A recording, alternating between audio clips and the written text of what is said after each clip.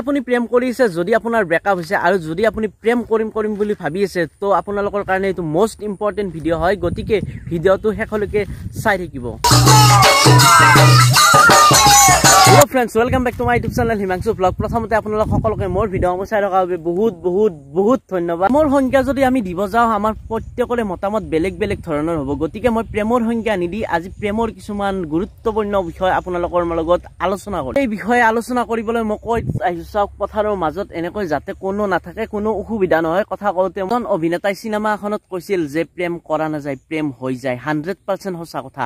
আৰু এই হৈ যোৱাখিনিতে গণ্ডগোলটো আৰম্ভ হৈ যায়। এতিয়া কথাটো হ'ল সাধাৰণতে দেখা যায় এজন ল'ৰা আৰু ছোৱালীৰ মাজত প্ৰেম হয়। তো কেতিয়াবা এনেকুৱা হয় যে ল'ৰাৰ লগত ল'ৰাৰ প্ৰেম হয় আৰু ছোৱালীৰ লগত ছোৱালী প্ৰেম হয়। কিন্তু আমি সেইটো কথা ডিছকাশ্যন নকৰোঁ আজি। ল'ৰা আৰু ছোৱালী এজনৰ মাজত যিটো প্ৰেম হয় সেইটোৰ ওপৰতহে ডিছকাশ্যন কৰিম। ল'ৰা আৰু ছোৱালীজনীৰ মাজত প্ৰেম হৈ গ'ল, লাহে মৰমবোৰ বাঢ়িবলৈ ল'লে। মৰমবোৰ বাঢ়ি এনেকুৱা ষ্টেজ এটা পালে যে তুমি যদি কোৱা সাগৰত জাপ দিম, তুমি যদি কোৱা আকাশৰ তৰাটো ছিঙি দিম, বাবু ভাত খালানে, তুমি নাখালে ময়ো নাখাওঁ, এনেকুৱাকৈ মৰম বাঢ়িল মানে ইজনে সিজনক এৰি থাকিব নোৱাৰা হ'ল। ইমানলৈকে ঠিকে চলি থাকিল। তাৰ পাছত প্ৰেমক দুই ভাগত ভাগ কৰিব পাৰি। এটা হ'ল ছাকচেছফুল লাভ, যিটো আপোনালোকৰ প্ৰেমৰ পৰা গৈ বিয়ালৈ ৰূপান্তৰিত হ'ল। তেনেলোক বহুত ভাগ্যৱান বুলি মই ভাবোঁ। কাৰণ আপোনালোকে যিটো মানুহক ভাল পায়, যাৰ লগত আপোনালোকৰ বুজাবুজি আছে, যাক আপুনি বুজি পায়, যিজনে আপোনাক বুজি পায়, তো তেনেকুৱা লগৰ সংগী এজনৰ লগত জীৱনটো কটাবলৈ যদি আপোনালোকে পাইছে, ইয়াতকৈ আৰু কি লাগে।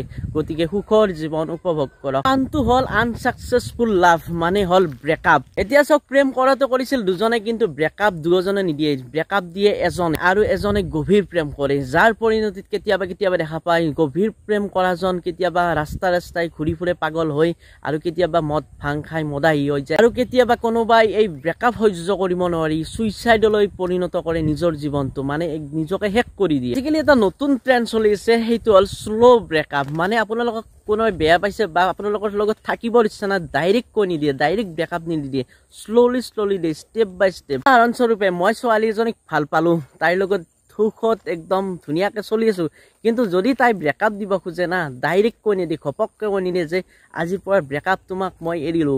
লাহে দে, ষ্টেপ বাই ষ্টেপত কি কৰিব, লাহে তাই ফোন নকৰা হ'ব, আৰু আপুনি ফোন কৰিলেও মানে ফোনটো নুতুলিবৰ সময় নহ'ব। এনেকুৱা দেখুৱাব নিজকে যে সমস্ত দেশখনৰ দায়িত্ব তাইৰে আছে, মানে নিজক প্ৰধানমন্ত্ৰী বুলি ভাবি এনেকুৱা বিজি দেখাব গোটেই, যাতে সমস্ত দেশখনৰ দায়িত্ব তাইহে লৈ থৈছে। এনে ভাবিব যে কিয় ফোনটো নধৰে, আপুনি বাৰে ফোন মাৰি থাকিব, কিন্তু তাই তাৰ উত্তৰ নিদিব, কাৰণ তাই বহুত ব্যস্ত দেখাব। এইটো হৈছিল ফাৰ্ষ্ট ষ্টেপ। আৰু ফাৰ্ষ্ট ষ্টেপত যদি আপোনালোকৰ ব্ৰেকআপ নহয়, তেতিয়া তাই এপ্লাই কৰিব ছেকেণ্ড ষ্টেপ। ছেকেণ্ড ষ্টেপত তাই সহানুভূতি দেখুৱাই আপোনাক ক'ব যে দেউতাই মোৰ তোমাৰ লগত বিয়া নিদিয়ে, তুমি মোক পাহৰি যোৱা, তোমাক মই বহুত ভাল পাওঁ, কিন্তু কি কৰিম, দেউতাকতো এৰিব নোৱাৰো। এইখিনিতে আপোনাৰ মনত এটা প্ৰশ্ন আহিব যে প্ৰেম কৰোঁতেতো দেউতাৰে সুধি কৰা নাছিলে, এতিয়া কি হ'ল? আচলতে এইটো এটা তাইৰ মনে সজা কাহিনী বা কথা। দেউতাকে এইবোৰ গমেই নাপায়, ক'ত প্ৰেম কৰি আছে ছোৱালী, কাৰ লগত কি কৰিছে, এইবোৰ গমেই নাপায়, কিন্তু আপোনাক ক'ব যে দেউতাই বিয়া নিদিয়ে।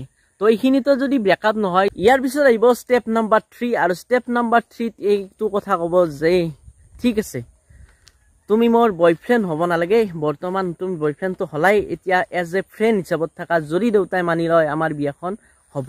এতিয়া আপোনাৰ মনত আৰু এটা প্ৰশ্ন হ'ব, যিজনী ছোৱালীয়ে ৰাতি 12 বজাত আপোনাক ফোন কৰি কৈছিল যে মই তোমাৰ অবিহনে থাকিব নোৱাৰো, পলাই লৈ যোৱা মোক, এতিয়া সেইজনী ছোৱালীয়ে দেউতাকক মাজত টানি আনি আপোনাৰ 13 বজাই। ষ্টেপ নাম্বাৰ 3 যদি আপুনি এই সিমানখিনি কোৱাৰ পিছতো ব্ৰেকআপ দিয়া নাই, তেতিয়া আহিব ষ্টেপ নাম্বাৰ 4। নাম্বাৰ 4ত কি কৰিব, আপুনি দেখাকৈ তাই এজন ল'ৰাৰ লগত ফটো উঠি ষ্টেটাছত দিব, আৰু দিনে ৰাতি ফোনত এনেকুৱাকে বিজি হ'ব যে আপোনাৰ তাইৰ প্ৰতি থকা মৰমখিনি ঘৃণালৈ উপজিব, আৰু আপুনি তাইক বেয়াকৈ ক'বলৈ বা বেয়াকৈ গালি দিবলৈ বাধ্য হৈ যাব। আচলতে ইমান দিনে তাই এইটোৱে বিচাৰি আছিল যে আপুনি তাইক কেতিয়া বেয়াকে কয়, আৰু সেই পইণ্টটোকে ধৰি তাই ব্ৰেকআপ দিব পাৰে, আৰু গোটেই ব্ৰেকআপ ষ্টৰিটোৰ খলনায়ক হৈ পৰিব আপুনি, কাৰণ আপুনি বেয়াকে কৈ দিলে না অলৰেডি, আৰু আপুনি সেইটোৱে ভাবি থাকিব যে মই এনেকৈ বেয়াকৈ ক'ব নালাগিছিল, ভুলটো আপোনাৰ বুলি ভাবিবলৈ আপুনিও বাধ্য হৈ যাব যে মই এনেকৈ বেয়াকে ক'লো, হয় ভুলটো মোৰেই। মনত ৰাখিব, আপোনাক সিদিনাখনেই তাই মনৰ পৰা উলিয়াই দিছিল,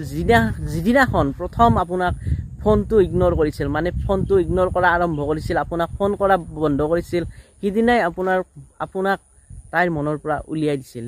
গতিকে এইবোৰ ভাবি লাভ নাই, এইবোৰ ভাবি পাগল হোৱাৰ দৰকাৰ নাই, এইবোৰ ভাবি মদাহী হোৱাৰ দৰকাৰ নাই, এইবোৰ ভাবি ৰাস্তাই ঘূৰি ফুৰাৰ দৰকাৰ নাই, এইবোৰ ভাবি সুইচাইড কৰাৰ দৰকাৰ নাই। আপুনি ভাবি লওক আপোনাৰ জীৱনটোত এটা বেয়া সপোন আছিল, ৰাতি সপোনটো দেখিলে আৰু দিনত আপুনি ধুনীয়াকৈ সূৰ্যৰ পোহৰ পাইছে, তো নতুনকৈ জীৱনটো আৰম্ভ কৰক। আৰু যদি 2024ত আপোনালোকে প্ৰেম কৰিম বুলি ভাবিছে, প্ৰেম কৰাৰ আগত 100 বাৰ নহয় 1000 বাৰ ভাবি লওক যাতে এই ছোৱালীজনীৰ লগত বা এই ল'ৰাজনৰ লগত মোৰ ভৱিষ্যত আছে নে নাই।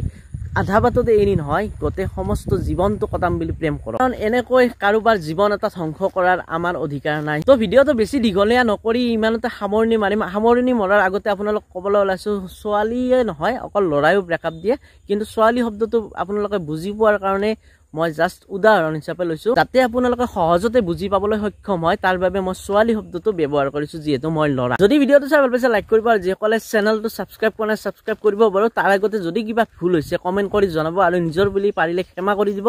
তো আজিলৈ বাই বাই। আহি থকা ভিডিঅ'সমূহ চাই থাকিব। এইটো এটা ভ্লগ নহয়, জাষ্ট আপোনালোকৰ লগত এইটো আলোচনা কৰিলোঁ, যাতে মানে দেখা পাই আছো না গোটেই চাৰিওফালে এইবিলাকে চলিছে, গতিকে মই ভাবিলোঁ এইটো ডিছকাশ্যন কৰা জৰুৰী আছে আপোনালোকৰ লগত। তো ডিছকাশ্যন কৰিলোঁ। তো আজিলৈ বাই বাই।